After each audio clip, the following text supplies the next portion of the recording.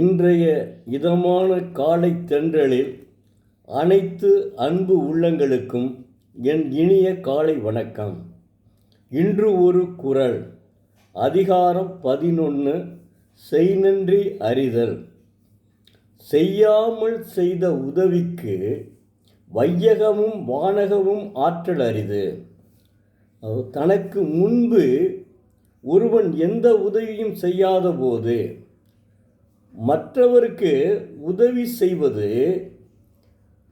உதவி செய்தவருக்கு வையகத்தையும் இவ்வுலகத்தையும் வானகத்தையும் கொடுத்தாலும் அது கைமாறாக கருதப்பட மாட்டாது என்கிறார். என்ன அற்புதமாக சொல்லியிருக்கிறார் பாருங்கள். அதாவது என்ன பாருங்கள், அதாவது ஒருத்தன் எதையுமே செய்யாமல் அந்த உதவியை செய்தான், எதிர்பார்க்காமல் அந்த உதவியை செய்வதைத்தான் தெய்வப்புலவர் உதவுகிறார் சொல்கிறார். இப்போ இதற்கு என்னென்னா, அதாவது நான் உதவுகிறேன் என்ற உணர்ச்சி இன்றி என் கடன் பணி செய்து கிடப்பதே என்று சொல்கிறார்களா. சில பேர் தானாக முன் வருவார்கள், அதாவது சமூக ஆர்வலர்கள். அவர்களைத்தான் தெய்வப்புலவர் உணர்த்துகிறார். இப்போது சமூக ஆர்வலர்கள் இருந்து கொண்டு தான் இருக்கிறார்கள்.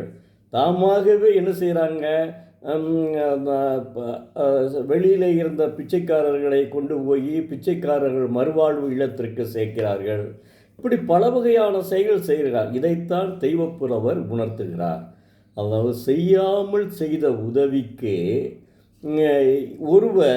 ஒருவர் பிறருக்கு செய்யும் உதவியைத்தான் அவருக்கு வையகத்தையும், அதாவது வையகம்னா என்ன, உலகத்தையும் வானத்தையும் வானுலகத்தையும் கொடுத்தாலும் அது கைமாறு ஆகாது என்கிறார். என்ன அற்புதமாக சொல்கிறார். அதாவது செய்யாமல் செய்த உதவி என்பது காணாமல் காண்டல், நினையாமல் நினைத்தல், சொல்லாமல் சொல்லல் என்பதுதான். இதனைத்தான் தெய்வப்புலவர் அந்த உணர்ச்சி, நாம் உதவி செய்கிறேன் என்ற உணர்ச்சி இல்லாமல் என் கடன் பணி செய்து கிடப்பதே என்ற எண்ணத்தோடு ஆர்வத்தோடு செய்வதுதான் செய்யாமல் செய்த உதவி. என்ன அற்புதமாக ஒவ்வொரு குறளுமே அதில் முத்திரை பதித்திருக்காருங்க. அவருக்கு இணையாக யாருமே இல்லைங்க. தெய்வப்புலவர் ஒரு மிகப்பெரிய மாபெரும் மனிதர், மாபெரும் இறைசக்தி உள்ளவர்.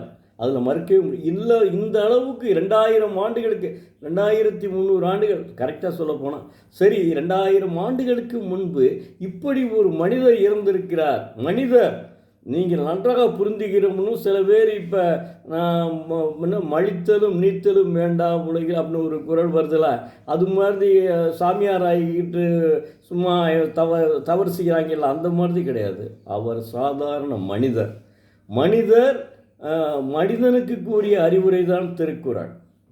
அதனால் அவர் மற்றவன் மாதிரி இல்லற வாழ்க்கை, அவர் பொதுவாகவே என்ன சொல்கிறாருன்னா, இல்லற வாழ்க்கையில் உள்ள இன்பத்தை தான் அவர் அற்புதம் என்று சொல்கிறார்.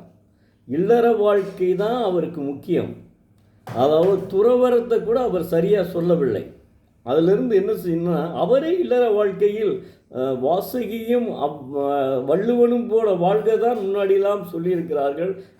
நம்ம 50 ஆண்டுகளுக்கு முன்னால் வாழ்த்து மடல் கொடுப்பதில் அந்த அளவுக்கு அற்புதமான ஒரு மனிதருங்க. தெய்வப்பிறவிங்க அவர்.